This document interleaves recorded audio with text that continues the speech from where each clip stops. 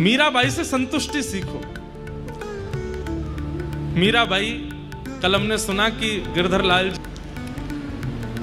बहुत प्रसन्न है, बिल्कुल उदास नहीं है, पूरा मेड़ता रो रहा है, लेकिन मीराबाई नहीं रो रही है। क्यों? क्योंकि मन में वही छवि घूम रही है। रात्रि में आए थे, श्याम सुंदर ने ऐसे हाथ पकड़ा था, ऐसे मांग में सिंदूर भरा था, ऐसे मेरे साथ भामर लिए थे, और वही सोच सोच के हंसती रहती हैं और कभी कभी रोने लग जाती हैं। जैसे ही मीराबाई मेवाड़ पहुंची, मेवाड़ आते ही पूरे मेवाड़ के लोग, बड़े बड़े राजा, बड़े बड़े राजकुमार, सब लोग खड़े हैं स्वागत में। बड़े बड़े हाथियों पर लोग बैठ करके पुष्प वर्षण कर रहे हैं, मंगल बाजे बजाए जा रहे हैं। मेवाड़ घराना, मेवाड़ राजवंश उस समय का सबसे विशिष्ट राजवंश था, जो आज तक कभी किसी से हारा नहीं था। और उस राजवंश के कुल दीपक, उनके साथ मीराबाई का ब्याह हुआ है। हल्ला मच गया, जल्दी चलो जल्दी चलो, बहुसा आई हैं, बहुसा आई हैं हमारी। जैसे ही डोली रुकी, मीराबाई बाहर आई तो द्वार पर सास, बड़ सास, छोटी सास और ननद सब खड़ी हैं। मीराबाई के उतरते ही सब लोग नजर उतार रहे। सुंदर तो इतनी थी मीराबाई कि उनका रूप देख करके, चरित्र आता है मीराबाई के प्रसंग में कि एक मन चले व्यक्ति को बाईसा कहीं नृत्य करते हुए दिख गई थी, और उसने दूर से जब मीराबाई को देखा तो उसने मन बना लिया कि चाहे मेरे प्राण चले जाएं, पर एक बार इनका स्पर्श तो करूंगा मैं, इतनी सुंदर है। और स्पर्श करने की भावना से उसने संत का रूप धारण कर लिया, क्योंकि वो संतों को तो पदरामनी करती थी, आरती करती थी, उनके पास बैठ करके सत्संग करती थी। संत का रूप धारण करके चला गया। मीराबाई ने उसका स्वागत किया, आरती की, तिलक किया, चरण में पुष्प रखे और कहा कुछ दो शब्द सुनाइए ना। तो वो बोला कि मैं अभी असंतुष्ट हूं, पहले मुझे संतुष्ट करो। बाई साहब बोली कैसे संतुष्ट होंगे आप? बोले आपका जो रूप रस है इसका मुझे आस्वादन करना है। बाई साहब समझ गए ये कोई मनचला व्यक्ति है, लेकिन संत का रूप धारण करके आया। भाई साहब बोली आपने कह दिया और मैं पूरा ना करूं, ऐसा हो सकता है? चलिए। और कहां लेके गई? जहां पर संतों की जमात बैठी थी, वहां संतों की जमात के बीच में आसन लगाया, और आसन लगा करके बोली अब मैं यहां बैठ जाती हूं, आप मेरे सामने बैठ जाओ, ये सब संत दर्शन करेंगे, आपकी मन में जो भावना हो आप पूरी कर लो। जब बाईसा ने ऐसी भावना कही, पता नहीं क्या हुआ, उसका हृदय अंदर से मानो जैसे निचुड़ने लगा, उसकी आत्मा जैसे मानो रोने लगी, और वो व्याकुल हो गया, पीड़ित हो गया, रुदन करने लगा, चरण पकड़ लिए मीराबाई के। मुझे क्षमा कर दो, मुझसे अपराध हो गया, मैं आपको ऐसी दृष्टि से कैसे देख सकता हूं? सुंदरता आज भी है लोगों में, पर हमारी सुंदरता सामने वाले के चित्त में किस भावना को जन्म देता है, इससे पता चलता है कि हमारा चित्त कैसा है। बाईसा की सुंदरता ऐसी है कि वो जहां जाती हैं उनको देख करके, वो सुंदर इतनी है कि उनको देख करके किसी के चित्त में कुछ भी भाव प्रकट हो, पर किसी के चित्त में अगर काम होता भी है ना, तो बाईसा को देख करके काम नष्ट और हो जाता है। ऐसी हमारी किशोरी जी हैं। किशोरी जी की सुंदरता का कितना गुण गाते हैं हम लोग, लेकिन किशोरी जी की सुंदरता आपके और मेरे जैसी नहीं है। हमारी आपकी सुंदरता किसी के चित्त में दुर्भाव प्रकट कर सकती है, पर किशोरी जी की सुंदरता किसी का चित्त दूषित है तो किशोरी जी को देख ले तो शुद्ध और हो जाएगा। हमें कभी कभी ऐसा लगता है कि कंस राक्षसी क्यों बना रहा ब्रज में रहते रहते, क्योंकि उसने कभी किशोरी जी के दर्शन नहीं किए। अगर वो किशोरी जी के शरण में चला गया होता तो कंस तो कब का शुद्ध हो चुका होता, कब का पवित्र हो चुका होता। किशोरी जी का मुखमंडल ऐसा है। हमारा भजन हमारे गुण में भक्ति को घोल देता है।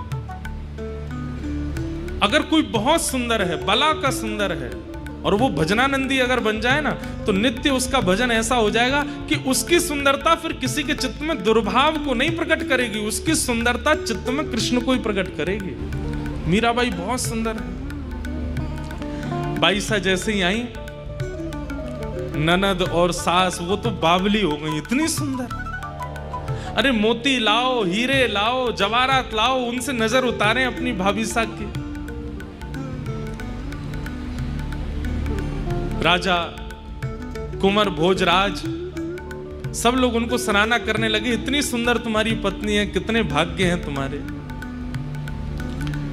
तो एक रस्म होती है कि जब दहली में प्रथम प्रवेश बहू करती है तो नेग मांगा जाता है। तो ननद नेग मांगती है कि नेग दो, फिर अंदर जाने देंगे। पहले भैया से मांगा, भोजराज जी से कहा नेग दो, तो भोजराज जी ने हाथ के कड़ूला दिए, पैरों की पायल दी सुंदर सोने के और उनमें हीरे जड़े हुए। बोले भैया ने तो हाथ और पैर की पायल दी भाभी सा, अब आप नेक दो और आप तो गले का हार दो, आपका हार मुझे बहुत अच्छा लग रहा है। तो मीराबाई ने ऊपर एक हार पहना हुआ था, तो बोली ननद जी ये तो बाह्य हार दिखाई दे रहा है, असली हार तो इसके अंदर पहना है, वो आपको देती हूँ। अंदर क्या था? अंदर कंठी माला पहन रखी थी, अपने गले से कंठी उतारी और कंठी उतार करके ननद के गले में बांध दी। महाराज ननद को तो इतनी अवहेलना लगी अपनी, और बाई साहब वहीं खड़े खड़े प्रवचन देने लगी। क्या बोले कि ये जो है ना सोने का, अगर इसको पहन करके आप रखोगी, इस पर चोर की भी वो चुराने का उसका मन हो जाएगा। और हे ननद जी, कल को जब आपके प्राण निकलेंगे ना तो ये उतार लिया जाएगा, हाथ के कंगन, पैर के कड़ूला और ये गले के हार सब उतार लिए जाएंगे, लेकिन कंठी को कोई नहीं उतारेगा, इसलिए कंठी पहन के रहो आप, मरते दम तक संग रहती है और कल्याण और करती है, ठाकुर जी की प्राप्ति कराती है।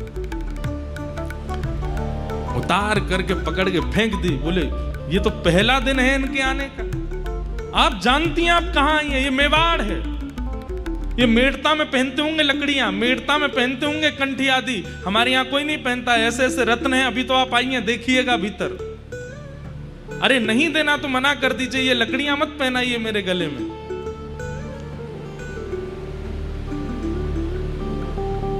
बाई साहब तो प्रसन्न मुद्रा में कुछ नहीं बोले, भीतर चली गई। जैसे ही भीतर पहुंची, अपने कक्ष में जाकर के गिरधर लाल जी को विराजमान किया, तुरंत उनकी सेवा में लग गई। तुरंत रसोई घर में जाके सामग्री सिद्ध करने लगी। लाला भूख लगी होगी ना, इतने लंबे चल के आए हो, मैं बना देती हूँ अभी। भोग प्रसाद सिद्ध करने, इतने में ननद फिर आ गई पांव पटकती हुई। भाभी साहब हमारे घर में आते ही सबसे पहले देवी पूजन किया जाता है, चलो। मैं अभी गिरधर की सेवा में व्यस्त हूं, मैं नहीं जा पाऊंगी, आप लोग कर लीजिए।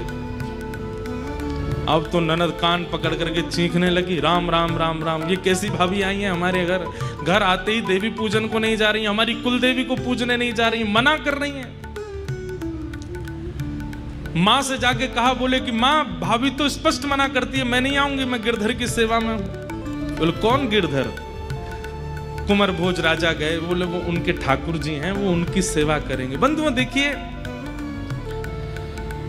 परिवार चाहे जैसा मिले, ये कोई नहीं जानता कि कन्या को कैसा परिवार मिलेगा, लेकिन परिवार में एक व्यक्ति अगर आपके पक्ष का मिल जाए ना तो आप वहां निर्वहन कर सकते हो। सब अनुकूल नहीं मिलते। मीराबाई को राजा भोज जो मिले हैं पति रूप में, वो बड़े सामर्थ्य देते हैं मीराबाई को, कभी रोकते नहीं। पीछे बात बिगड़ रही होती है तो वही संभाल लेते हैं। अपनी माँ को जाके, बहन को, अरे ऐसे नहीं करो, वो उसके ठाकुर जी हैं, उसने मुझे, हमसे तो बताया नहीं कि कोई सेवा करेगी। बोले मुझे बताया था ना, सबको बताना आवश्यक है, मुझे बताया था, उसको सेवा करने दो। लेकिन सास तो सास, बेटा का ब्याह होते ही सास में सासपना आ जाता है पहले नहीं आता, बाद में आ जाता है।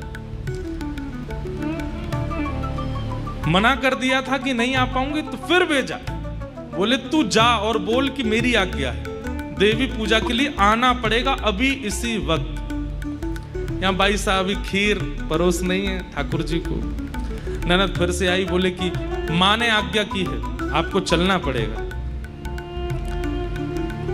मीराबाई बोली मैं नहीं आ पाऊंगी, अभी गिरधर को भोग लगाना, खीर बनी, अभी तो सब्जी सिद्ध करनी है, पूड़ी उतारनी है, और फिर लाला को ज्यादा गर्म नहीं पवाते, थोड़ा ठंडा करना पड़ेगा, फिर अपने हाथ से पवाना पड़ता है, स्वयं तोड़ के पानी पाते। फिर मना कर दिया। ननद चिल्लाने लगी, आपको पता है देवी पूजन करने से क्या होता है? बोले क्या होता है? बोले सुहाग अजर अमर हो जाता है। आप नहीं चाहती कि आपका सुहाग अमर हो जाए? मीराबाई बोली जो जन्म से ही अजर अमर हो उसके लिए क्या प्रार्थना करूं? मेरे सुहाग तो जन्मे ही अजर अमर हैं। अब वहां ननद सोच रही है कि मेरे भाई के लिए बोल रही हैं ऐसा। बोले वो तो आपकी भावना अच्छी है, पर अपने पति की लंबी आयु के लिए देवी पूजन करना होता है हमारे यहां, आते ही आपको चलना चाहिए। मीराबाई अब थोड़ी सी नाराज हो गई, क्योंकि सेवा में विघ्न डाल रही हैं, तो हाथ पहुंचती हुई आई। बोले ननद जी आपने नहीं करी थी क्या देवी पूजा? क्योंकि इनकी ननद विधवा थी। तो मीराबाई बोली आपने नहीं करी थी देवी पूजा? बोले नहीं करी तो थी मैंने भी। तो फिर जीजा जी कहां चले गए? अब तो ननद और ज्यादा नाराज हो गई। वो तो महाराज उसी समय खटक गई मीराबाई। बोले अब नहीं छोड़ूंगे, अब ये रह के तो दिखाए। यहाँ पर नीचे आकर के उन्होंने तो रोना शुरू कर दिया महाराज, चीखना चिल्लाना, पूरे परिवार से कह दिया कि ये रहेंगी तो मैं नहीं रहूंगी। ये पहला दिन है मीराबाई का घर में। कुंवर भोज जाते हैं, मीराबाई को समझाते हैं, माँ की बात है आप मान लिया करो, ननद की बात है आप मान लिया करो। बोले मैं बात मानने से इनकार नहीं है, पर मेरा जो गिरधर लाल जी के समय है सेवा का, उस बीच में मैं नहीं कर सकती कुछ भी। मेरे लिए वो पाषाण नहीं है, वो मूर्ति नहीं है, वो मेरे साक्षात लाला है। उनकी सेवा करना मेरा कर्तव्य है।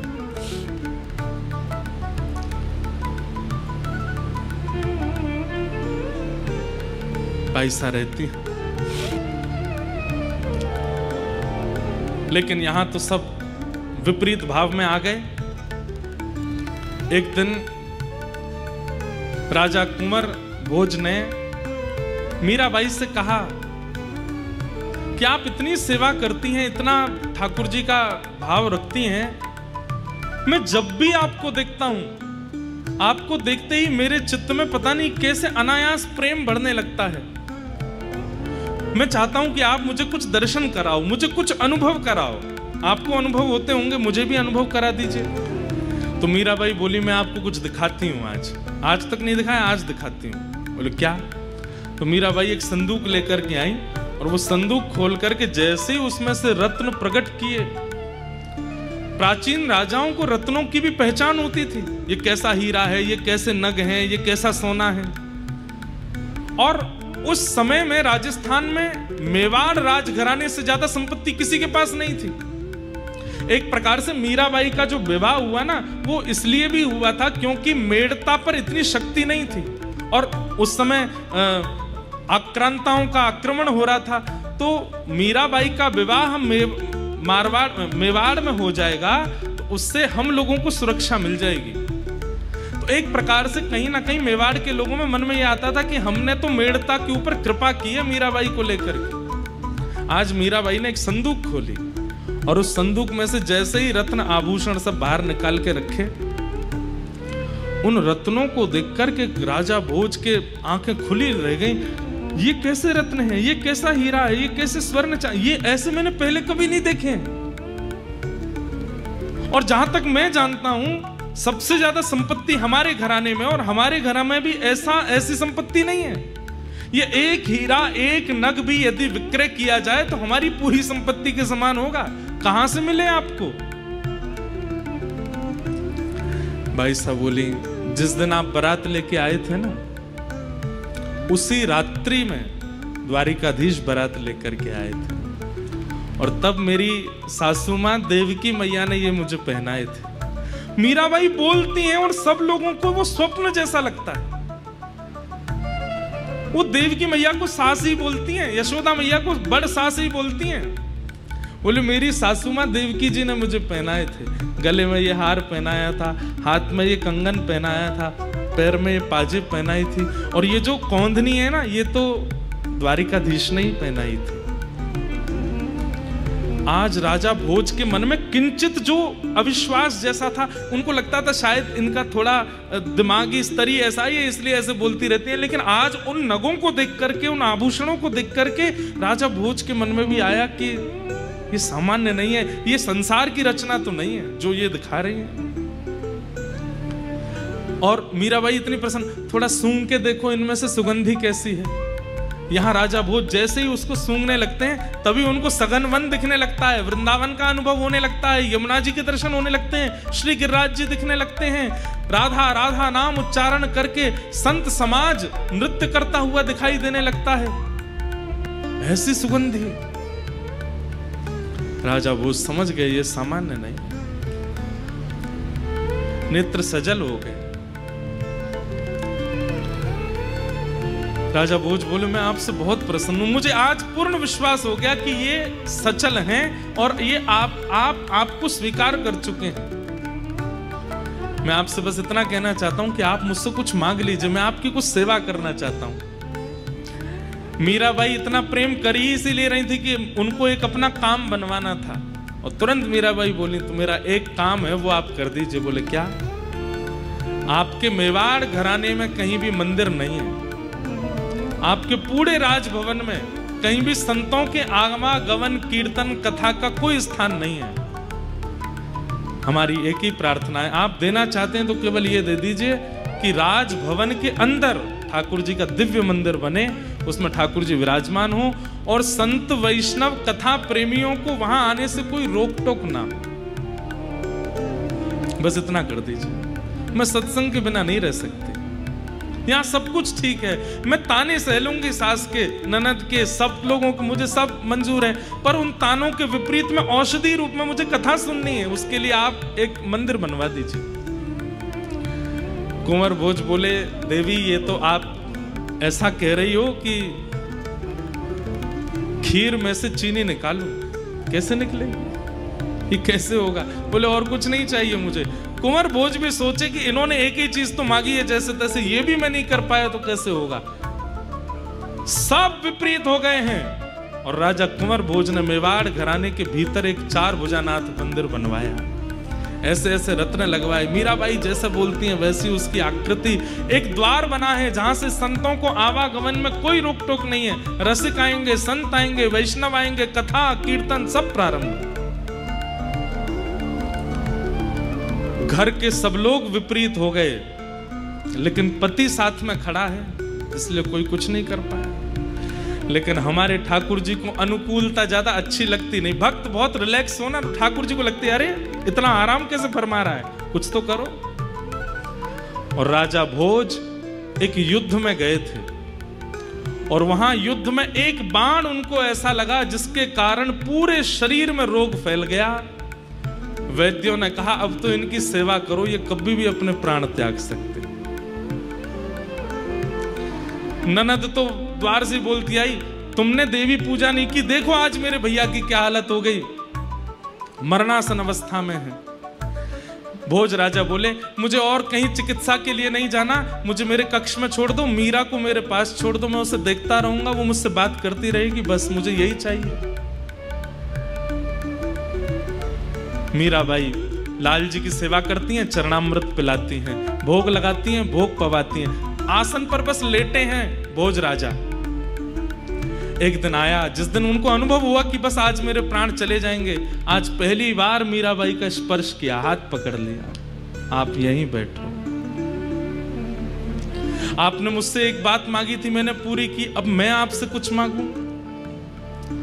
मीराबाई बोली क्या? बोले मुझे भी वो दर्शन करना है जो आप करती। बंधुओं, मीराबाई तभी एक कीर्तन गाने लगी, और उस कीर्तन को गाते गाते गाते गाते राजा भोज मीराबाई की गोद में ही सर रख करके लेटे हैं और बाईसा के मुख की ओर देख रहे हैं। और उस कीर्तन को गाते गाते गाते गाते तभी राजा भोज ने एक बार अपनी पलक झपकी और जैसे ही खोल करके देखा तो श्री मीराबाई के रूप में ही प्यारे गिरधर लाल प्रकट हो गए और राजा भोज को दर्शन होने लगा। राजा भोज बोले, आंख खोलती मीरा है पर देखते गिरधर हैं, मुख खोलती मीरा है पर बोलते गिरधर हैं, चलती मीरा है पर हृदय में गिरधर है। ये मीरा तो बाहर की काया है पर इसके चित्त में जो आत्म रूप धारण करके बैठा है वो तो साक्षात गिरधर है। आज मीराबाई के रूप में ही प्यारे गिरधर लाल जी का दर्शन हो गया, नेत्र सजल हो गए राजा भोज के और कहा अब एक चीज और दे दीजिए। बोले क्या? अपने चरण स्पर्श करा दीजिए।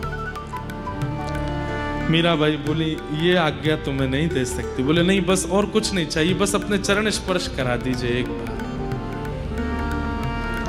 मीराबाई बार बार मना करती रही पर राजा भोज जिद पर अड़ गए, मैं तब तक प्राण नहीं त्यागूंगा, मुझे प्राण त्यागने हैं, अब मेरा अंतिम समय है। आज मीराबाई भी रो रही हैं। बोले कि आप मेरे परम मित्र हैं, आप मेरे परम सखा हैं, इस प्रकार आप मत जाइए। बोले बस अपना चरण स्पर्श करा दीजिए। बाईसा तो मना करती नहीं पर राजा भोज ने जैसे ही बाईसा के चरण स्पर्श किए और स्पर्श करके माथे से अपना हाथ लगाया, उसी क्षण राजा भोज उनके प्राण निकल गए। हाहाकार मच गया मेवाड़ में। हमारे युवराज चले गए, दौड़ करके जाके देखा तो एक और बात थी। आज वैसे तो मीराबाई कभी श्रृंगार करती नहीं थी, जोगन भेष में रहती थी। आज उन्होंने पता नहीं ठाकुर जी का कोई उत्सव करने के लिए 16 श्रृंगार और कर रखे हैं। सर से नख तक पूरे श्रृंगार में है आज मीराबाई और उनकी गोद में राजा भोज मरणासन है, मृत्यु सैया पर है, मर चुके। और इस दृश्य को देख करके तो और आग बबूला हो गए घर के लोग।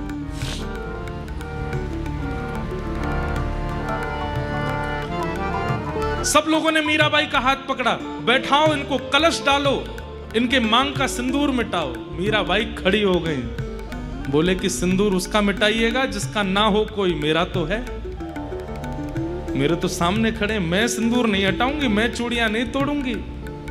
सोचिए बंधुओं वो कैसा मंजर रहा होगा। सारी नारियां चारों तरफ से घेर करके मीराबाई को ताने दे रही हैं और मीराबाई हिल नहीं रही है वहां से। ननद आगे कहती, मेरे भाई को खा गई आप, मेरे भाई के प्राण ले लिया आपने, हमारे पूरे मेवाड़ को अनाथ कर दिया आपने, और आज जो रस्में हैं जो वो तो आज तक करी नहीं, और आज जो एक बिना पति के पत्नी का जो धर्म होता है वो भी नहीं निभा रही हो आप। मतलब मृत्यु के बाद भी मेरे भैया को चैन से नहीं रहने दोगी।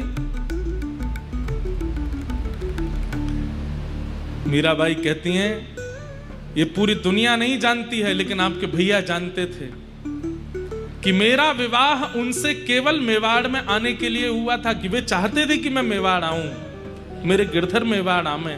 वास्तव में मेरा विवाह हो चुका है। क्या पागलपना करती रहती हो, किससे विवाह हुआ है तुम्हारा?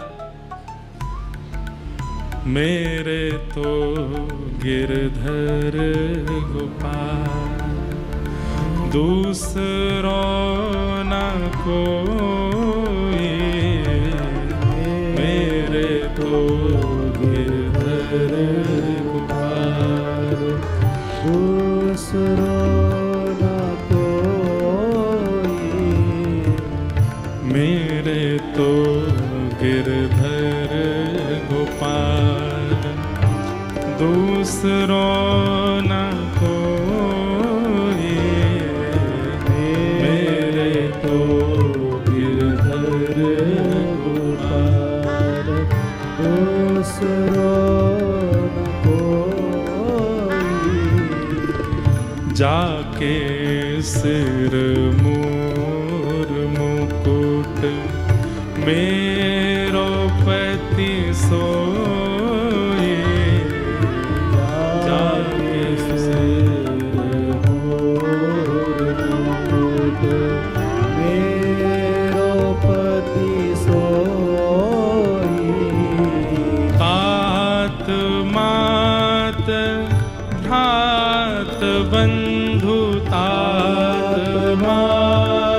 भ्रात बंधु, तात मात भ्रात बंधु, तात मात भ्रात बंधु, अपनो नहीं कोई मेरे तो गिरधर गोपाल, दूसरो न कोई मेरे तो गिरधर। यहाँ कितना बड़ा पहाड़ टूट पड़ा है। एक तरफ राजा कुंवर भोज की अर्थी जा रही है और दूसरी तरफ मीराबाई गिरधर लाल को कस के पकड़ के खड़ी हैं और ना जाने कितनी नारियां वहां पर उनको खींच रही हैं, उनके हाथ के चूड़ियां तोड़ने के लिए, मांग का सिंदूर मिटाने के लिए। और वे गा रही हैं कि मेरे यही हैं और कोई नहीं है। जब ये हैं तो फिर मैं सिंदूर क्यों हटाऊं। मेरे तो गिरधर गोपाल, दूसरों न कोई मेरे तो गिरधर गोपाल, दूसरो न कोई। मीराबाई कहती हैं आप चाहती हैं ना कि मैं श्रृंगार में ना रहूं, मुझे जैसे रहना चाहते हैं, जैसे रहना चाहिए आप लोगों के अनुसार आप चाहती हैं मैं वैसा वेश धारण कर लूं। आप चले जाइए, मैं अपने आप कुछ ना कुछ धारण कर लूंगी, नहीं लगेगा श्रृंगार मेरे मुख पर। और चूनर के किए टूक ओढ़ली नीलो, चूनर के किए टूक ओढ़ली नीलो, चूनर के किए टूक ओढ़ली टूक ओढ़ली और हाँ हाँ मोती माल तोड़ दई, मोती माल तोड़ दई, हे मोती माल तोड़ दई, मोती माल तोड़ दई, वन माल पोई, मेरे तो गिरधर गोपाल, मेरे तो गिरधर गोपाल, मेरे तो गिरधर गोपाल। यही गाते हुए मीराबाई झूम रही हैं। भक्तमती मीराबाई की।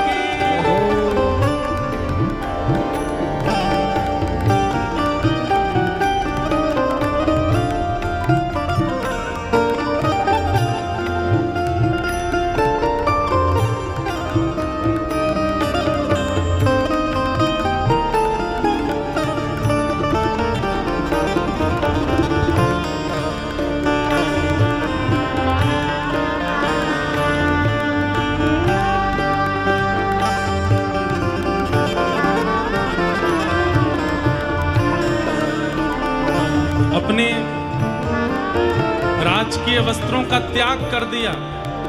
जो मीरा बचपन से आज तक एक राजकुमारी तो है ही, उसी वेश में रहती है, लेकिन आज बैरागन हो गई है। केवल एक सामान्य सी लोई मतलब शॉल उसको ओढ़ लिया है। गले में मोतियों के और अद्भुत अद्भुत रत्नों की माला सब उतार करके किनारे धर दी है। गले में केवल एक बनमाला और केवल एक तुलसी की माला धारण कर ली है। हाथ में करताल उठा ली है और आ गई हैं सबके सामने। बोले अब आप राजी हैं, मैं ऐसे ही रहूं, आप यही चाहते थे ना, अब मेरे रूप को देख लीजिए, अब चिंतित मत होइए। तुरंत गई हैं। चार भुजानाथ जी का जो मंदिर बना है और वहां जाकर के संतों के मध्य दोनों भुजा उठा करके नृत्य करने लगी मीराबाई। भगत देख राजी होई, जगत देख रोई। भगत देख राजी होई, जगत देख रोई। हे दासी मीरा लाल गिरधर, दासी मीरा लाल गिरधर, दासी मीरा लाल गिरधर, दासी मीरा लाल गिरधर। तारो अब मोहे मेरे तो गिरधर गोपाल, दूसरो न कोई मेरे तो गिरधर गोपाल। हे दासी मीरा लाल गिरधर, दासी मीरा लाल गिरधर, हे दासी मीरा लाल गिरधर, दासी मीरा लाल गिरधर। तारो अब मोहे मेरे तो गिरधर गोपाल, दूसरो न कोई मेरे तो गिरधर गोपाल, मेरे तो गिरधर गोपाल, मेरे तो गिरधर गोपाल। मीराबाई इस भाव से अपने वस्त्र नहीं उतार रही हैं कि भोज राजा चले गए हैं तो मुझे ऐसे रहना है, वो बल्कि इस भाव से अपने वस्त्रों को धारण कर रही हैं, भगवा भेष पहन रही हैं, बैरागण का भेष धारण कर रही हैं कि संत जन वो कृष्ण के हैं, वो ठाकुर जी के हैं, इसीलिए तो विरक्त भेष में रहते हैं। मैं भी तो ठाकुर जी हूं, तो मुझे भी ऐसा ही भेष धारण करना चाहिए। ना कोई श्रृंगार है, ना कोई चटकदार वस्त्र है, सामान्य सी एक लोई ओढ़ करके गले में बनमाला और केवल तुलसी माला पहन करके मीराबाई अब अपने रूप में आ गए।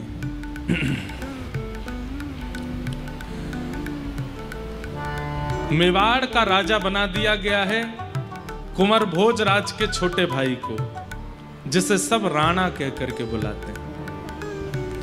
और आप सुनकर के आश्चर्यचकित होंगे, राज्य गद्दी पर बैठते ही राजा सबसे पहला निर्णय जो लेता है वो निर्णय बहुत महत्वपूर्ण होता है। और यहां राणा ने सबसे पहले राज्य गद्दी पर बैठते ही निर्णय लिया है, मीराबाई की मृत्यु, मेरे भाई को मारने वाली, मेरे पूरे परिवार का नाश करने वाली मीरा को मैं जीवित नहीं देख सकता। उसे मरवाना है, चाहे जैसे मरे, उनकी मृत्यु मुझे चाहिए।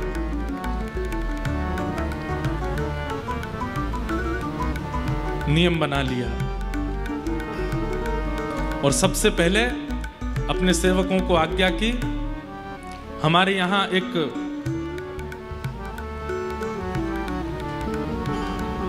बंदी बना हुआ बाघ है, एक शेर है, उस शेर को मीराबाई के कक्ष के पास छोड़ दो। और बहुत दिनों से भूखा भी है, खा जाएगा, खत्म होगा कंटक हमारा। जाकर के उस बाघ को छोड़ दिया मीराबाई के कक्ष के सामने। सुबह सुबह का समय मीराबाई भोर का पद गा रही हैं, ठाकुर जी को जगा रही हैं। जागिए गोपाल लाल, जागिए गोपाल लाल, जागिए गोपाल लाल। गा रही हैं पद और उसी समय सखियों की दौड़ने की आवाज आती है, हाथ से थाल छूट गए हैं, सब चीख रही हैं। मीराबाई कहती क्या हुआ, तुम इतनी घबरा क्यों रही हो? बोले भाई साहब बाहर मत जाइएगा, छुप जाइए जल्दी। क्यों? अरे एक बाघ आ गया है, आपके द्वार पर खड़ा है। मीराबाई ने जैसे सुना बाघ, सुबह जो माला, जो भोग, जो प्रसादी, जो आरती गिरधर लाल जी के लिए तैयार करके रखी है, उन सबको एक थाल में सजा करके मीराबाई जा रही हैं। सखियां कह रही भाई साहब उधर मत जाइए, वहां बाघ बैठा है। वहीं की ओर जाती हैं और जैसे ही बाघ की ओर दृष्टि डाल करके देखा है, तुरंत अपनी सखियों से कहती हैं अरे तुम घबरा रही हो, ये बाघ नहीं है, तो मेरे ठाकुर जी का ही एक रूप है। आज साक्षात मेरी सेवा से प्रसन्न होकर नृसिंह आए हैं द्वार पर। अरे आओ जल्दी, दिया लेकर के आओ, बाती लेकर के आओ, नजर उतारनी है, स्वागत करना है, ठाकुर जी आए हमारे द्वार पर। सखियां तो कह रही हैं ये तो खुद तो मरेंगी, हमको और मरवाएंगी साथ में। लेकिन वहां दूर सब सैनिक खड़े हैं, वो भी देख रहे हैं कि ये जब खा जाएगा तो इसको बंदी बना के ले जाएंगे। और यहां सब सखियां घबरा रही हैं कि पता नहीं क्या होगा। लेकिन बाईसा जैसे ही गई, जो घुर्रा रहा था, बार बार दहाड़ रहा था नाहर, बाईसा को देखते ही शांत हो गया, बैठ गए। और बाईसा ऐसे बात कर रही हैं, आ गए आप, आज इतने विशेष रूप में क्यों आए हैं? आज नृसिंह चतुर्दशी तो नहीं है और यहाँ आसपास कोई हिरण्यकश्यप भी नहीं है, तो फिर आप ऐसे रूप में क्यों आए हैं? अच्छा तो मैं समझ गई, आप निश्चित ही राणा को हिरण्यकश्यप रूप में देख रहे हो ना? नहीं नहीं, ऐसा मत कीजिएगा। और बाईसा कहती हैं अब आप आ गए हैं, थोड़ा स्वागत स्वीकार कीजिए। अपने हाथ से माला पहना रही हैं, अपने हाथ से तिलक कर रही हैं, और जो भोग प्रसादी गिरधर लाल जी के लिए लेकर के बैठी थी, बोले आप गिरधर ही तो आए हैं मेरे सामने। अपने हाथ से जैसे कोई बछिया बछड़ा को पवाता है, ऐसे अपने हाथ से पवा रही हैं उस बाघ को। सब जगह मेरे ठाकुर जी। ये दृश्य देख करके सब आश्चर्यचकित हो गए। और बाईसा ने जैसे प्रणाम करके आरती की है, वो बाघ वहां से उल्टे पैर लौट करके चला गया, कुछ नहीं बिगाड़ पाया। और बाईसा तुरंत लौट करके आई, हाथ धो करके अपने लाल जी की सेवा में लग गए। इतना सामान्य था सबके लिए। सबने जाकर के राणा जी को बताया, बोले बाघ तो कुछ नहीं बिगाड़ पाया, बल्कि मीराबाई ने तो माला पहनाई, आरती करी, उसको अपने हाथ से प्रसाद पवाया। अब बंधुओं ऐसी स्थिति में सोच विचार तो ये करना चाहिए कि भाई उनकी भक्ति कैसी है कि बाघ भी उनसे कुछ नहीं बोला। लेकिन राणा क्या विचार कर रहा है, ये छोटे देश की आई है ना, जादू सीख के आई है, इसको तंत्र आता है, और उस तंत्र से इसने बाघ को अपने वश में कर लिया। पहले मेरे भैया को अपने वश में किया था, अब उस बाघ को अपने वश में कर लिया है। अरे बहुत बड़ी तांत्रिक है, इसके तंत्र मंत्र की विद्याओं में ये सब जीव फंस जाते हैं।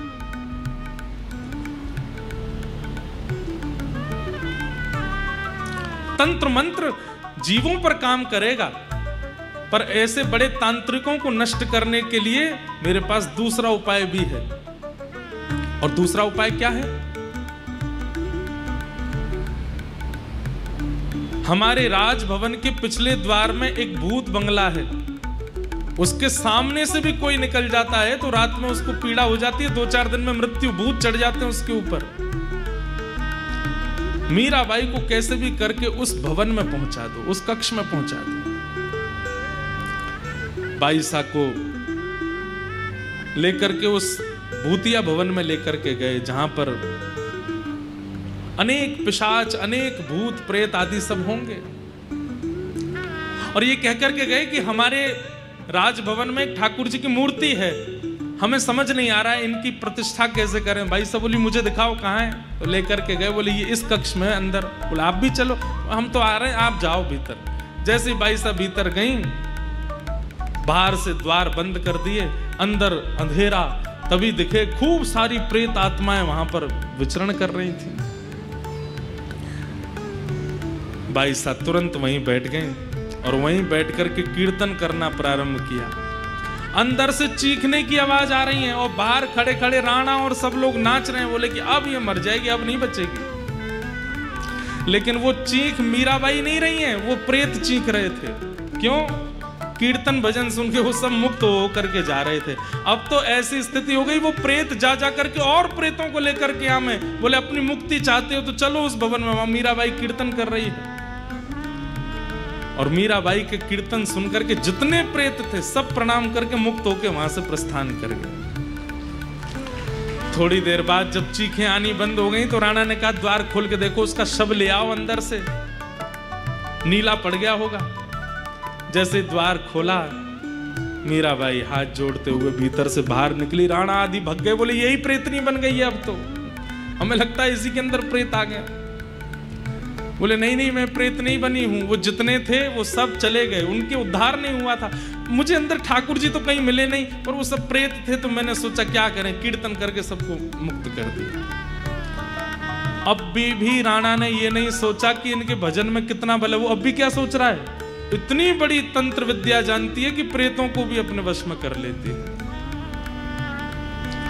भक्त की भक्ति समझना बहुत बड़ा काम है, और इसी से वैष्णव अपराध बनता है बंधुओं। जब हम किसी भक्त की भक्ति को आकलन करने लगते हैं और पहचान नहीं पाते और अपने मन में सोच लेते हैं ये बनते बहुत बड़े हैं पर हैं नहीं, यही वैष्णव अपराध है, और ठाकुर जी को यही प्रिय नहीं है।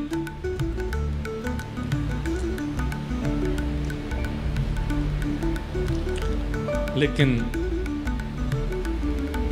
बाईसा तो अपनी ठाकुर जी की सेवा में रहती हैं, अपने गिरधर की सेवा में रहती हैं। राणा ने तीसरा प्रयास किया, क्या? रात रात में गिरधर लाल जी चोरी करवा दिए, और गिरधर लाल जी जिस झांपी में सोते थे उस झांपी में एक सर्प रखवा दिया, विषैला सर्प। बोले प्रातःकाल जैसी सेवा के लिए पिटारा खोलेगी, डस देगा, मर जाएगी। गिरधर लाल जी तो अंतर ध्यान करवा दिए, चोरों से चोरी करवा दिए। मीराबाई सो रही थी, झांपी जी में सर्प ला करके बैठा दिया। प्रातःकाल होते ही बाईसा जैसे ही गई और जैसे ही जाकर के सेवा में प्रस्तुत हुई, जैसे ही झांपी खोली है सब दूर झरोकों से खोल करके देख रहे थे। बोले जैसे सर्प डसेगा तो हम बता देंगे। सब झरोकों पर खड़े हैं, रात में सोए नहीं कोई भी, कि मीरा सुबह जल्दी उठ करके सेवा करती है।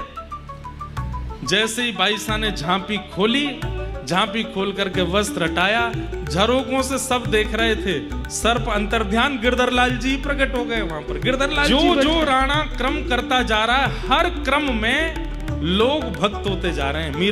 मीराबाई के एक प्रकार से अनुगत्य में आते जा रहे हैं। कईयों को विश्वास हो गया कि ये मीराबाई की भक्ति है। बंधुओं, ये सुनने में बहुत सरल सहज भावनाएं हैं, पर कभी अनुभव करके देखिए।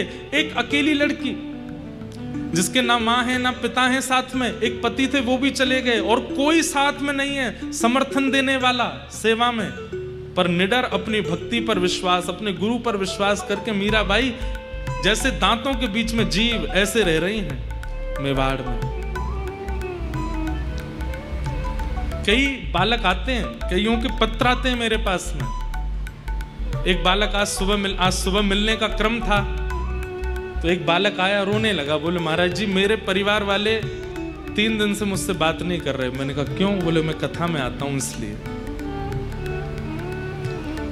मुझे कभी कभी बहुत कष्ट लगता है, आपके बच्चे कहीं किसी बार में तो नहीं जा रहे ना, आपके बच्चे कहीं कुछ गलत खाने पीने तो नहीं जा रहे ना, कथा सुनने जा रहे हैं, सत्संग सुनने जा रहे हैं, अपने आप को सुधार रहे हैं, अपना आचरण सुधार रहे हैं, अपना भोजन सुधार रहे हैं। माता पिता को इससे पीड़ा कैसे हो सकती है? और एक बात बताऊं, माता पिता की पीड़ा मुझे पता है। उनको ये लगता है कि ये ज्यादा सुधर गया तो इसके लायक कैसे मिलेगा दूसरा साथी, क्योंकि संसार में सब सुधरे हुए नहीं है। चिंता क्यों करते हो आप? ठाकुर जी है ना, ठाकुर जी ढूंढ के लाएंगे उसके लिए कोई। भैया बालकों को संसारी बनाओगे तो आपको उसके लिए अनुकूल जीवन साथी ढूंढना पड़ेगा, पर वो बालक ठाकुर जी को भेजेगा तो ठाकुर जी उसके लिए ढूंढ के भेजेंगे। ठाकुर जी लाएंगे या ते कर ब्याह या के संग रहे।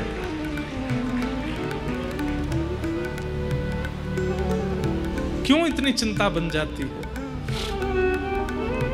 ऐसे माता पिताओं अगर वो सुनते हैं तो हमारी प्रार्थना है, बालकों को मत रोका कीजिए। बहुत मुश्किल से भारत में फिर से भक्ति आ रही है। कोविड से पहले का भारत बहुत विचित्र था, पर ये कोविड के बाद में एक प्रकार से किशोरी जी ने बड़ी कृपा कर दी है कि अब बालकों में फिर से भक्ति आ रही है। अब आने वाली जनरेशन थोड़ी थोड़ी भक्ति में हो रही है, थोड़ा भजन करती है, वृंदावन की ओर रुझान, कथाओं की ओर रुझान उनका बढ़ रहा है। बहुत मुश्किल से भक्ति आई है। सूरदास जी एक पद में कहते हैं, संबत 2000 के पीछे ऐसा योग बढ़े, पूरब पश्चिम उत्तर दक्षिण चहुविधि काल फिरे। 2000 जिसमें हम लोग जी रहे हैं अभी, सूरदास जी ने अपने पद में लिखा है कि जब 2000 वर्ष प्रारंभ होगा, ऐसा योग बनेगा कि पूरब पश्चिम उत्तर दक्षिण चारों दिशा से काल आक्रमण करेगा। लेकिन उसी पद में सूरदास जी कहते हैं, भक्ति की बेल बढ़े। बीच में एक समय ऐसा आएगा 50 साल के लिए, 60 साल के लिए, कि भक्ति की बेल बढ़ेगी। उन 50 सालों में जो जो जन्म लेकर के किशोरी जी का नाम आश्रय ले लेंगे, बस वही मुक्त होंगे और कोई मुक्त नहीं होगा। हम उस काल में हैं अभी। मुझे वो पूरा पद मिलेगा तो मैं सुनाऊंगा। सूरदास जी भविष्य कथन कर रहे हैं, संबत 2000 के पीछे ऐसा जोग बने, पूरब पश्चिम उत्तर दक्षिण चहुविधि काल फिरे। और उसी बीच में जब काल अपना कलयुग अपने पैर पसार रहा होगा, तब बीच में भक्ति की बेल बढ़े। ये कोविड के बाद भक्ति बढ़ रही है। और इस बेल का आश्रय जितने, बेल क्या होता है, वो ऐसे चढ़ती है ऊपर। उस बेल के आश्रय में जो वृक्ष आता है ना, वो वृक्ष अत्यंत आनंदित हो जाता है, क्योंकि उसका जो रूखापन है, वृक्ष की जो बीच की हिस्सा होता है वो सूखा होता है, वो इतना सुंदर नहीं होता, पर उसमें जब बेल चढ़ जाती है तो उसकी सुंदरता निखर आती है। काटने वाला व्यक्ति भी उस वृक्ष को नहीं काटता जिसमें बेल चढ़ी होती है, क्यों, सुंदर लग रहा है, इसको क्यों काटें। ऐसी बोले कि भाई जब काल फिर रहा होगा चारों ओर, सबको काटेगा, लेकिन जब भक्ति की बेल में लदे हुए किसी वृक्ष को देखेगा, उसकी सुंदरता देख के काल उसे छोड़ देगा, उस पर आक्रमण नहीं करेगा। भक्ति की बेल फैल रही है। जितने बालक, जितने युवा, जितने जन इस बेल के आश्रय में आ जाएंगे, कलयुग से बच जाएंगे। नहीं तो इस संसार में बचने का और कोई साधन नहीं। धीरे धीरे सब मीराबाई के होते चले गए, रहता नहीं।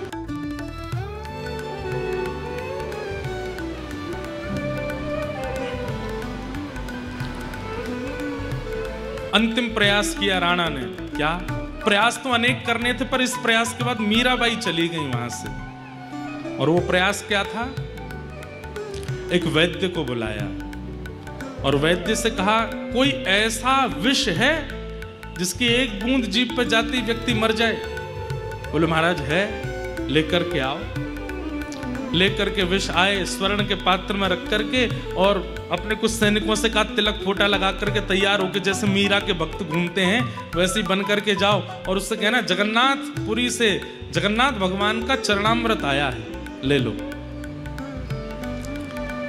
कालकूट विष जिसकी सुगंधी भी अगर ले लें तो प्राण निकल जाएंगे, वो विष लेकर के मीराबाई के पास गए। और जैसे ही मीराबाई के पास पहुंचे,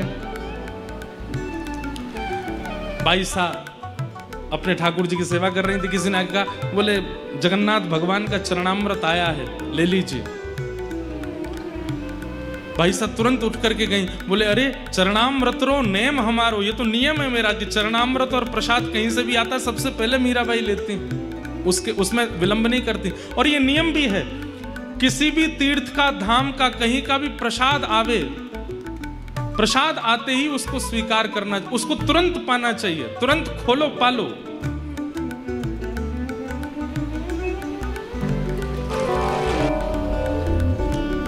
बोलो वृंदावन बिहारी लाल की, श्री राधा रमण लाल की। आज परम कृपा हम आप सब लोगों पर हुई है परम पूजनीय प्रातः स्मरणीय श्री गुरुदेव भगवान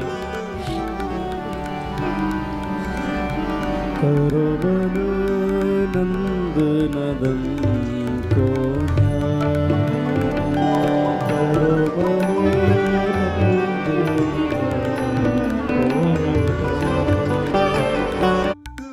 इतना भजन, इतना साधन, इतना अध्ययन करना पड़ेगा। तैयार हो तो ही करना। हमने कहा पिताजी आप मार्गदर्शन करना, जैसे आप कहेंगे करेंगे। और उन्हीं की कृपा से, उन्हीं के ही प्रोत्साहन से, उन्हीं के ही संरक्षण से आज ये भक्ति पथ जिस पर हम आप सब लोग चल रहे हैं, इस पर चलाने वाले हमारे पूज्य गुरुदेव ही हैं। उन्हीं की कृपा है। उन्होंने ही इतना अनुकूल बना दिया। हमारा मिलना नहीं हो पाता मेरा और पिताजी का बहुत दिनों तक। अब इतने व्यस्त, आपकी भी कथा, मेरी भी अब तो हम कथाओं में ही मिलते हैं। या तो आपकी कथा में मैं पहुंच गया या मेरी कथा में आप आ गए। एक परिवार के लिए, सांसारिक परिवार के लिए बहुत मुश्किल होता है कि एक ही पुत्र है और वो भी घर में ना रहे, बाहर ही रहे। लेकिन ऐसे में भी पूज्य गुरुदेव भगवान ने बहुत अनुकूलता प्रकट की। जैसे तुम चाहो वैसे कथा करो, जैसे तुम। हमने कितनी कथाएं तो अपने पैसा लगा करके ही की हैं। क्योंकि यजमान जी चले गए तो पिताजी से ही मांगते थे, पिताजी उस कथा के यजमान जी चले गए, हमको ही पेमेंट करना। पिताजी बोले भाई बहुत बढ़िया कथा कर रहे हो।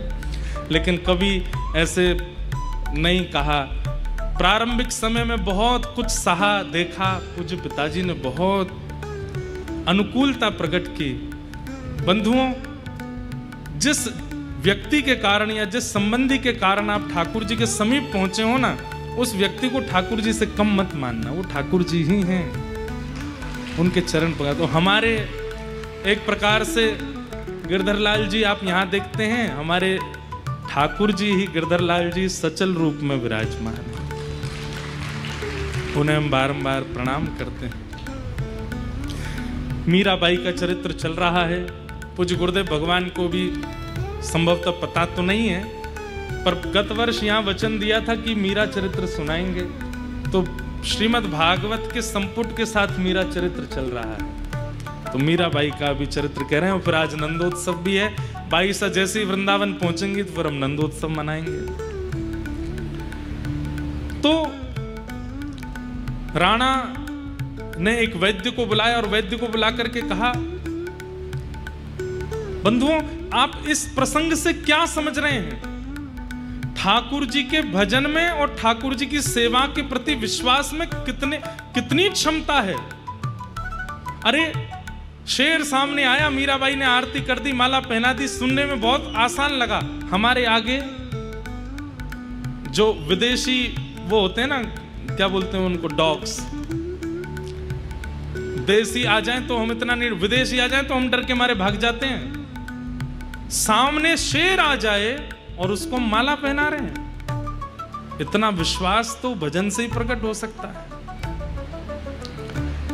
यहां पर रात्रि में कमरे की लाइट पूरी बंद नहीं करते लोग। क्यों? डर लगता है कोई देख तो नहीं रहा होगा हमको, कोई झांक तो नहीं रहा होगा। एक बार कोई घर आया था हमारे, तो ऐसी मजाक किया मैंने। हमने कहा तुम कहाँ सोने जा रहे हो? रात में 12-1 बज गए। तो मैंने कहा सुनो, सो जाना चुपचाप और कुछ मत करना। बोले क्यों, क्या बात है? मैंने कहा नहीं बस सो जाना और कुछ मत, और सुनो पहले ही वॉशरूम हो लेना। और डर गया, ऐसा क्या है? मैंने कहा बस सो जाना, बाकी तुम खिड़की की तरफ मत देखना। बोला मैं जा ही रहा हूं यहाँ से, मुझे नहीं रहना है। इतना क्यों डरा रहे हो? हम तो इतने डरपोक लोग हैं। लेकिन भाई साहब भूत बंगले में जाकर दिया। सब लोग इधर देखो, यहाँ देखो, कथा सुनो।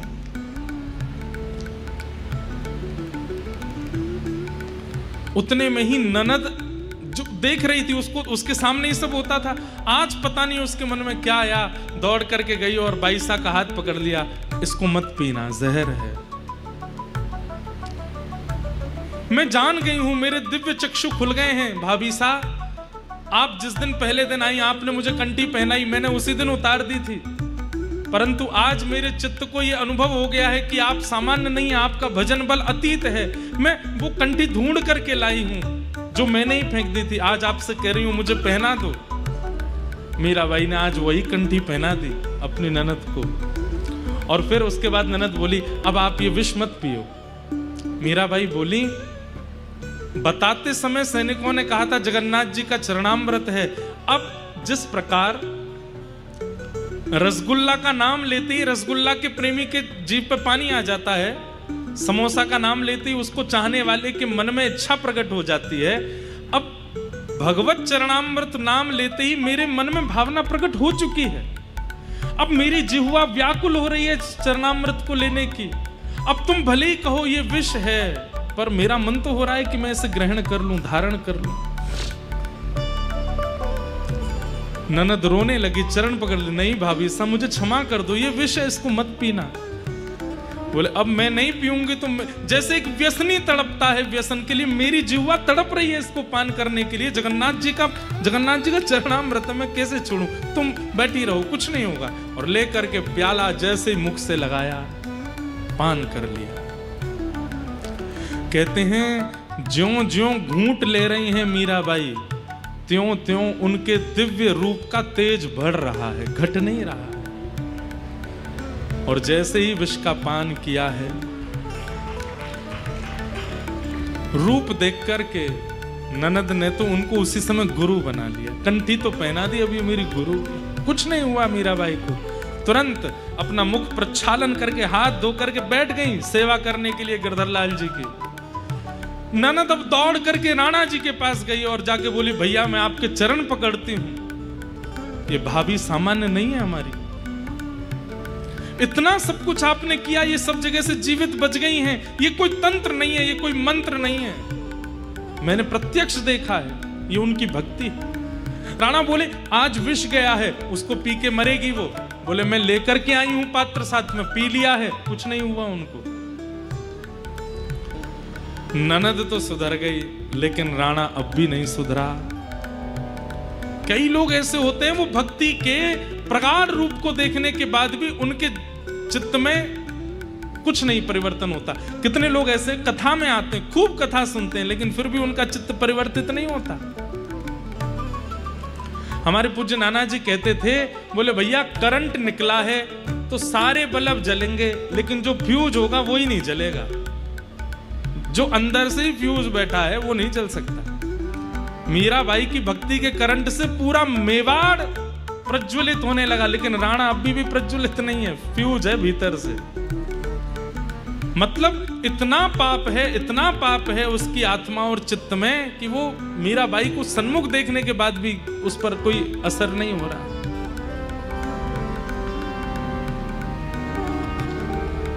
राणा ने तुरंत उस वैद्य को बुलाया और कहा, तुमने तो कहा था कि इसको सूंघने से मृत्यु हो जाएगी।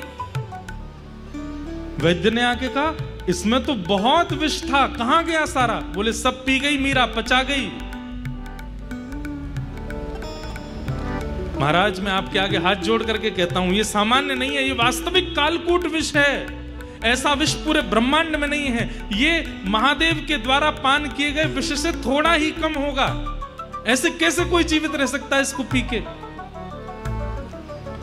तो राणा बोले, एक काम करते हैं, ये एक बूंद बचा है, इसको तुम चाट लो।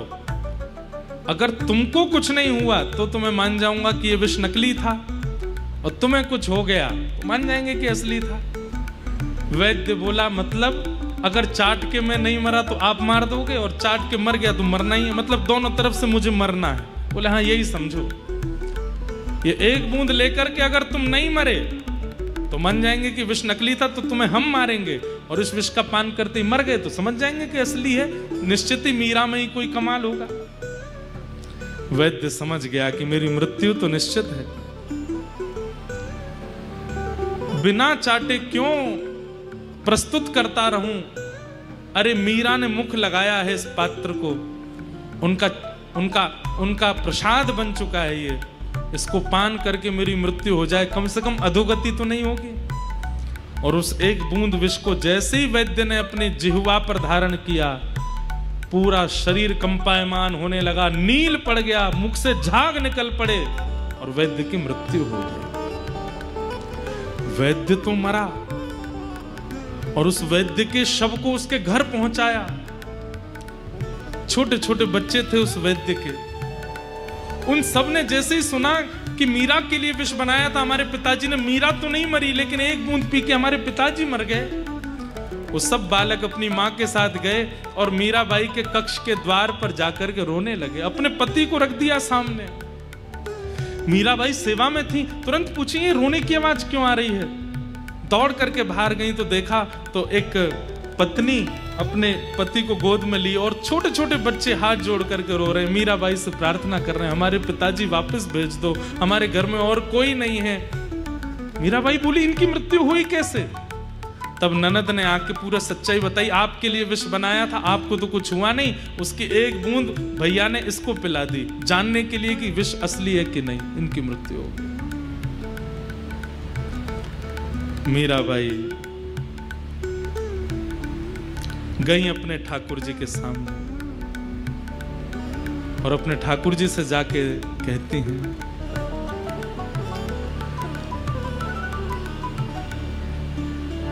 हरि अधम उदाहरण मारो हरि, हरि ही अधम उदाहरण, गज बूढ़त अरज सुन धावा। आज मीरा आपको पुकार रही है तो फिर इतनी देर क्यों कर रहे हैं। इस वैद्य का क्या दोष है। इन बालकों, ये बालक निर्दोष हैं, ये माँ निर्दोष है, अपने पति के लिए रो रही है, अपने ये बच्चे अपने पिता के लिए रो रहे हैं। अब देर मत करो गिरधर, कृपा करो। और तुरंत मीराबाई के मन में पता नहीं क्या स्फूर्ति आई, ठाकुर जी का चरणामृत वहां रखा था, अपने गिरधर लाल जी का चरणामृत लेकर के गई और ले जा करके नील पड़ा है उस वैद्य का शरीर, मुख से झाग निकले हैं। मीराबाई ने अपने हाथ से उसका मुख खोल करके जैसे ही ठाकुर जी का चरणामृत पधराया है, चरणामृत धारण कराते ही सारा शरीर सामान्य होने लगा, नीलिमा दूर होने लगी और धीरे धीरे श्वास चलने लगी, धीरे धीरे नेत्र खुले और वो वैद्य जीवित हो गया, उठ करके बैठ गया। और उसी समय पूरा मेवाड़ जय जयकार करने लगा, भक्तिमती मीराबाई की जय हो, मीराबाई की जय जयकार होने लगी। पर मीराबाई ने इस घटना के बाद 3-4 दिन के लिए अपने आप को एकांत में बंद कर लिया, किसी से ना मिलती है, ना जुलती है, ना किसी को देखती हैं। एकांत में बैठी बैठी अपने गिरधर से कहती हैं, मुझ तक पीड़ा थी, मैं सह रही थी, पर अब मुझसे पीड़ा दूसरों को तक जा रही है, ये मुझसे सहन नहीं हो रहा। मैं केवल इसलिए निर्वहन कर रही थी इस परिवार का क्योंकि मैंने वचन दिया था कुंवर भोज को कि आप चले जाएंगे, पर आपके बाद भी मैं रह करके अपने गिरधर लाल जी की सेवा करके यहाँ के लोगों को भक्त बनाऊंगी। केवल अपने वचन का निर्वहन कर रही थी मैं, पर मेरे कारण जब इतने लोगों को पीड़ा हो रही है तो मैं नहीं रह सकती। लेकिन मैं कैसे जाऊं बंधुओं, भक्ति की स्थिति देखिए, मीराबाई अपनी इच्छा से जा भी नहीं रही हैं, कोई संत आज्ञा करेंगे तो ही मैं जाऊंगी। आज तक मीराबाई ने कभी त्याग करने का, इतनी पीड़ा, इतना कष्ट, इतनी विपत्ति, इतना संकट सब सहती रही मीराबाई, लेकिन आज मन में विचार करने लगी कि अब ये पीड़ा मुझ तक नहीं है, मुझसे औरों तक जा रही है,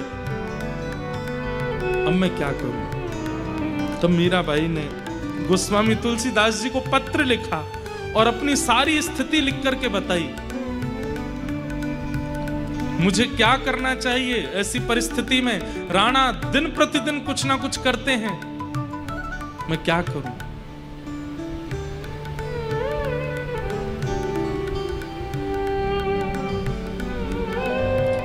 हरि को मैं छोड़ नहीं सकती,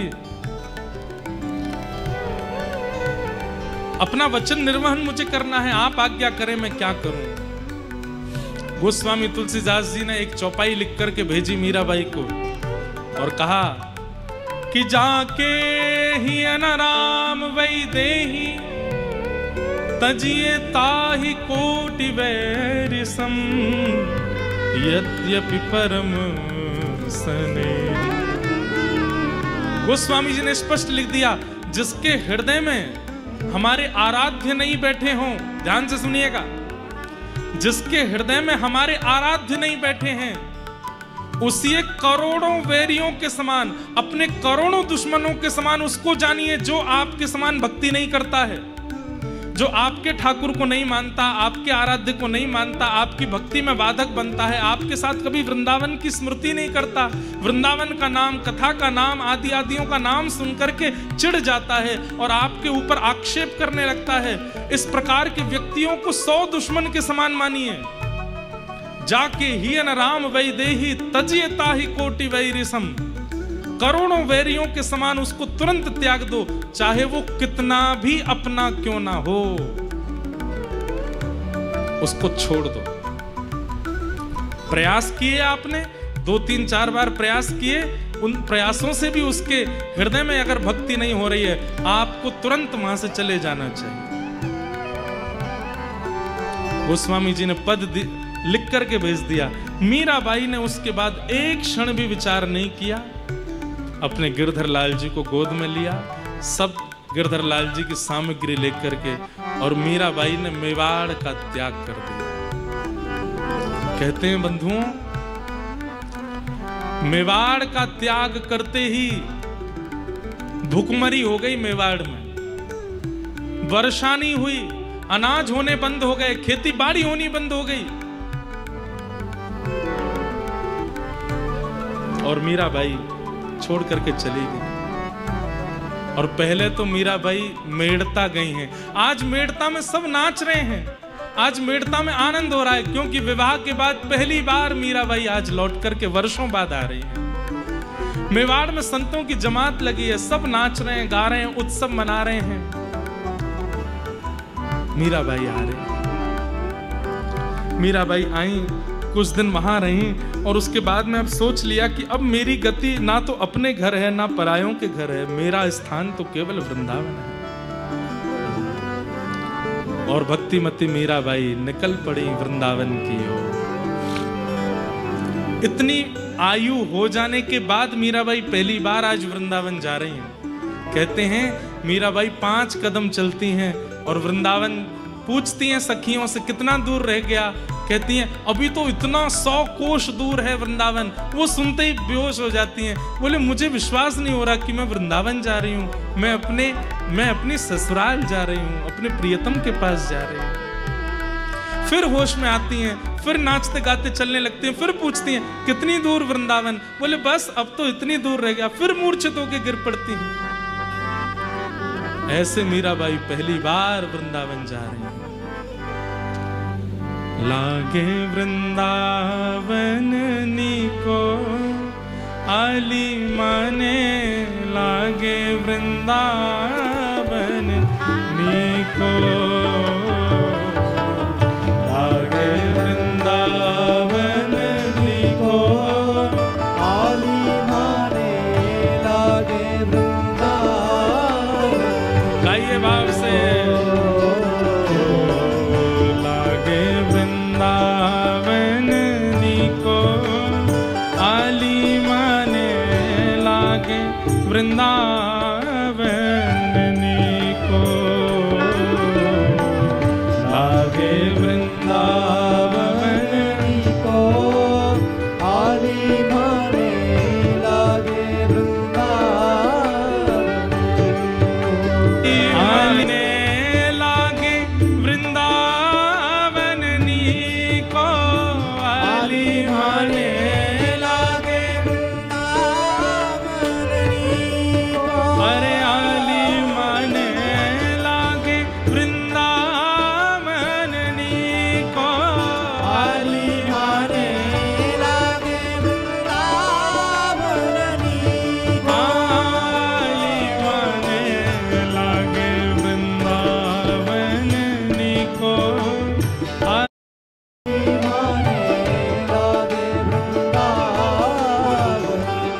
कैसा है वृंदावन? निर्मल नीर बहे यमुना को, निर्मल नीर बहे यमुना, मुकुट धरे तुलसी वृंदावन को मूठ धरे तुलसी को आली माने लागे वृंदावन हेनी को लागे वृंदावन को आली माने लागे वृंदावन को लागे वृंदावन को आली माने और वृंदावन। जैसे जैसे वृंदावन पास आता है ना तो मीराबाई को चिंता हो रही है। क्यों? अभी वृंदावन इतना दूर रह गया, कहीं मेरे प्राण चले गए तो, कहीं मेरी श्वास रुक गई तो, कहीं मेरी मृत्यु हो गई तो। ठाकुर जी से हाथ जोड़ के प्रार्थना करती हैं, बस इन प्राणों को तब तक बचा लीजिए जब तक वृंदावन आता नहीं है। और मीराबाई गाने लगती हैं, ओ थारी नौकरी में चूक कोनी राखू मारा सांवरिया, राखू मारा सांवरिया, चाकर राखो जी। हे सांवरिया माने चाकर राखो जी, हे गिरधारी माने चाकर राखो। थारी चाकरी में चूक कोनी राखू मारा सांवरिया, राखू मारा सांवरिया, चाकर राखो जी। गिरधारी माने चाकर राखो जी, बनवारी माने चाकर राखो जी। बनवारी माने चाकर राखो जी। मैं वृंदावन जाके क्या करूंगी? चाकर रहसूं बाग लगासूं नित उठ दर्शन पासूं। चाकर रहसूं बाग लगासूं नित उठ दर्शन पासूं। ये मारवाड़ी भाषा है, मीराबाई की अपनी भाषा है, इसमें गाओ। चाकर रहसूं बाग लगासूं नित उठ दर्शन पासूं। चाकर रहसूं बाग लगासूं नित उठ दर्शन पासूं। हे वृंदावन री कुंज गलिन में, वृंदावन री कुंज गलिन में, हाँ वृंदावन री कुंज गलिन में, वृंदावन री कुंज गलिन। मैं तो हरि की लीला गासूं, मैं तो हरि की लीला गासूं। थारी चाकरी में चूक कोनी राखू मारा सांवरिया, राखू मारा सांवरिया, चाकर राखो जी। हे गिरधारी माने चाकर वैजंती माला, हे मैया के दर्शन यमुना छोड़ के हरिदास दुलारी श्री बांके बिहारी को हमरो प्रणाम। श्री बांके बिहारी को हमरो प्रणाम। मीराबाई अब वृंदावन आ गए हैं। आगे वृंदावन में जो जो लीलाएं की हैं, आज वृंदावन आई हैं तो वृंदावन में केवल उत्सव मनने दें। अब वृंदावन की लीला क्या क्या वृंदावन में मीराबाई ने अनुभव किए, वो सब हम कल के भाव में सुनेंगे। अब हम श्रीमद् भागवत जी में नंदोत्सव की ओर आगे बढ़ेंगे।